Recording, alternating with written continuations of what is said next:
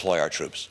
Well, I want to give Congressman Paul a chance to weigh in here because foreign policy is something that a lot of people think is your Achilles heel when it comes to getting elected. You've said that you wouldn't have authorized the raid to get Osama bin Laden. You think that a nuclear Iran is really none of our business. How do you reconcile that when part of your job as president would be to I think that's a misquote. I don't want Iran to get a nuclear weapon. I voted to go after bin Laden, so that, you know, takes care of that. But, you know, this business about when to go in, I don't think it's that complicated. I think we've made it much more complicated than it should be. Yes, the president is the commander-in-chief, but he's not the king. And that's why we fought a revolution, not to have a king and decide when we go to war. We would have saved ourselves a lot of grief if we only had gone to war in a proper manner. And the proper manner is the people elect congressmen and senators to make a declaration of war, and then we become the commander-in-chief and we make these decisions.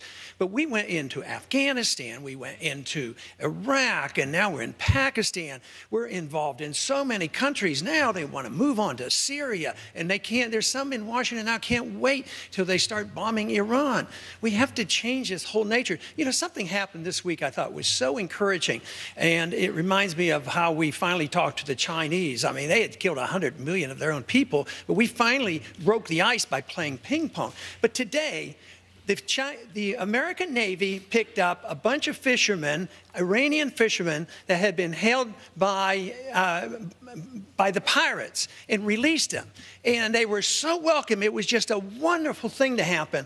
This is the kind of stuff we should deal with, not putting on sanctions. Sanctions themselves always leads up to war, and that's what we're doing. Eastern Europe is going to be destabilized if they don't have this oil, and this just pushes Iran right into the hands of the Chinese. So our policy may be well-intended, but it has a lot of downside, a lot of unintended consequences, and, unfortunately, blowback. A final word on this from Senator Santorum. Well, Ron, if we had your foreign policy, there wouldn't have been a fleet there to pick up the Iranian fishermen. And the fact is we did have a beneficial relationship with picking them up, and we have a very great relationship, and which should be much better, with the Iranian people. The Iranian people have come to the streets, have taken to the streets repeatedly, and still do, in trying to overthrow their government. And we had a president of the United States who stood silently by as thousands were killed on the streets and did nothing, In fact, he tacitly supported the results of the election. Ahmadinejad announced right after the election polls were closed that he won with 60-some% of the vote. And the president of the United States said, well, that sounds like a legitimate election. Obviously a Chicago politician.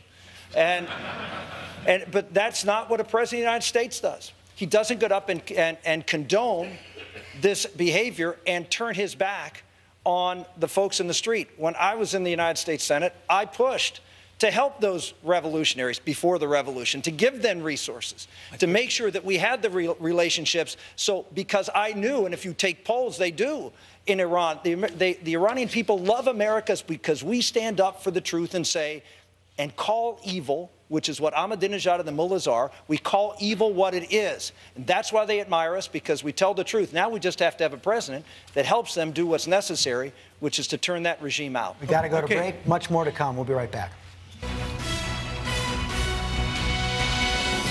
This is the ABC News.